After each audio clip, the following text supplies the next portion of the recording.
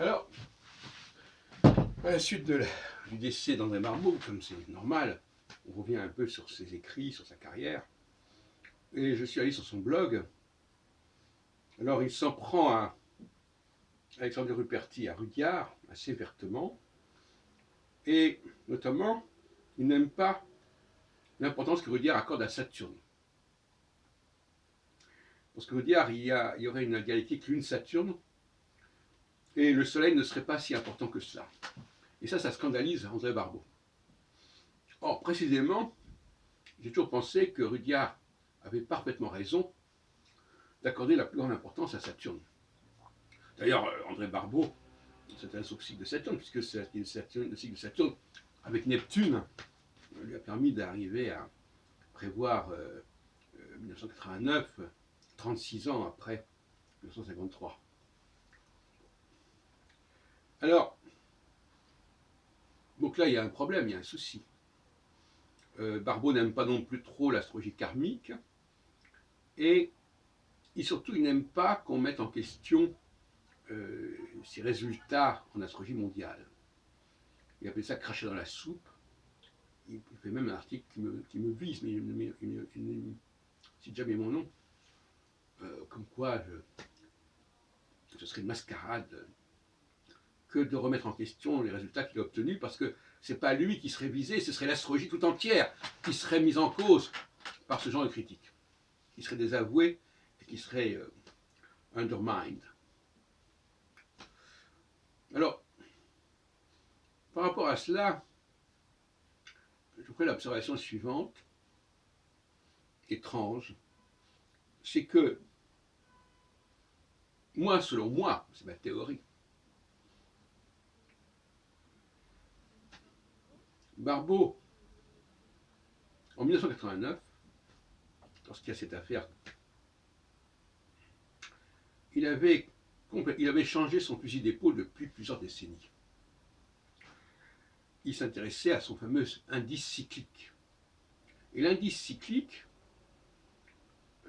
c'est complètement opposé à l'idée d'une localisation quelconque.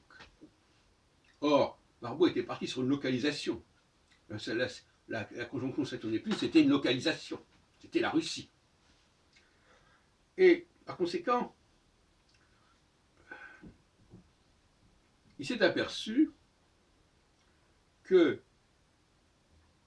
son indice cyclique ne marchait pas, et il fallait revenir donc à ses premières amours avec la localisation, qui était plus spectaculaire.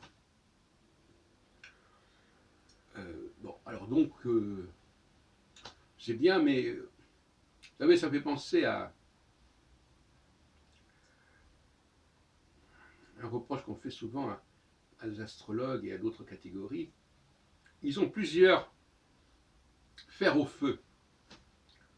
Et alors, quand il y en a un qui ne marche pas, ils sortent l'autre. Alors ils disent, ben oui, je l'avais dit. Alors, par exemple, un voyant qui aurait fait des prévisions, mais il aurait fait 10 prévisions, et chacune authentifiée. Et donc, par conséquent, lorsque telle prévision se réalise, il sort la prévision authentifiée, mais il ne parle pas des autres. Donc, c'est un peu problématique comme formule. Chacun sait que l'indice cyclique était la pierre de touche de Barbeau. Et tout d'un coup, l'histoire de 89, c'est plus du tout l'indice cyclique, plus du tout. Par ailleurs, je suis obligé de dire que pour moi, l'astrologie transsaturnienne, on reprend encore de Saturne. Saturne, pour moi, c'est le fondement, mais c'est aussi la frontière. C'est la dernière planète, d'ailleurs reconnue par Gauquelin. Après, ce n'est plus l'astrologie, c'est de l'astronomie, mais c'est plus de l'astrologie. Parce que l'astronomie, elle peut évoluer, elle peut avancer, elle peut trouver de nouvelles planètes, de nouvelles galaxies. Mais l'astrologie, elle existe depuis des millénaires et elle est fondée sur des choses qu'on voyait à l'œil nu, et ça s'arrêtait à Saturne. Donc, le cycle Saturne-Neptune, je suis désolé de le dire, ça ne tient pas la route. Sur le plan théorique, ça ne tient pas la route. On n'a pas le droit de se servir de Neptune. Bon, donc voilà ce que je voulais dire pour l'instant.